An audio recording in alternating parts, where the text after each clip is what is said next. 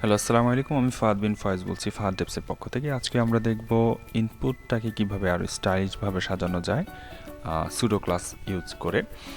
So যখন আমাদের place holder show করবে আর যখন প্লেস হোল্ডার শো করবে না, এটার মধ্যে তফাৎ করে আমরা খুব সুন্দর করে সিএসএস দিয়ে এটাকে স্টাইল করতে পারি।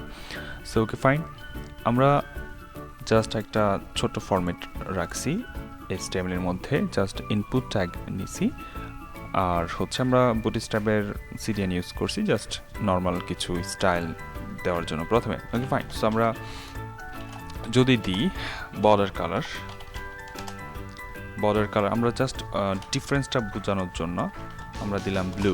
ওকে, সো আমরা যখন এটা দেখলাম আমাদের ব্লু কালার হয়ে গেছে, বাট আমরা বললাম যে ওকে আমরা একটা সুডো ক্লাস ইউজ করলাম যে placeholder-shown। যদি আমাদের প্লেস হোল্ডার দেখা যায় সেক্ষেত্রে হচ্ছে বর্ডার কালারটা কি থাকবে, আমাদের বর্ডার কালারটা থাকবে হচ্ছে ব্লারি উড। আমরা কিছু একটা দিলাম এমন। ওকে ফাইন, সো আমাদের এখন কিন্তু বর্ডার কালারটা পাচ্ছে কোথা থেকে, যখন প্লেস হোল্ডার শো করবে ব্লারি উড এই কালারটা। বাট আমরা যখন কিছু একটা লিখাই স্টার্ট করব, দেখেন আমার কালারটা হয়ে গেছে blue colour. So by default যেটা আমাদের থাকবে সেই আমাদের স্টাইলটা পাবে যখন প্লেস হোল্ডার দেখা যাবে না।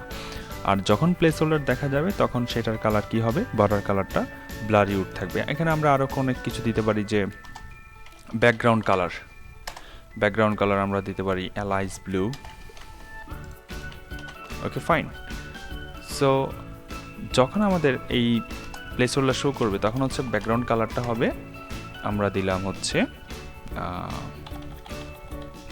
এমন কিছু যে ব্লেন্স সামথিং লাইক দ্যাট, এমন কিছু। ওকে, আমরা যখন এখানে লেখাই স্টার্ট করব তখন আমাদের এটা অ্যালাইজ ব্লু অ্যান্ড হচ্ছে বর্ডার কালার ব্লু হয়ে গেছে। সো আমরা খুব সহজে এর মাধ্যমে আমরা ইনপুট অথবা টেক্সট এরিয়াকে আমরা ফোকাস এর মাধ্যমে অনেক সময় আমরা ডিজাইন করে থাকি।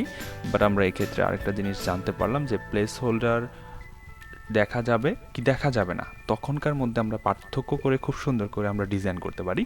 এটা খুব ছোট্ট একটা টিপস অ্যান্ড ট্রিক্স আপনাদের জন্য রইল। আগামী পর্বে আবার দেখা হবে। এখানে শেষ। আল্লাহ হাফেজ।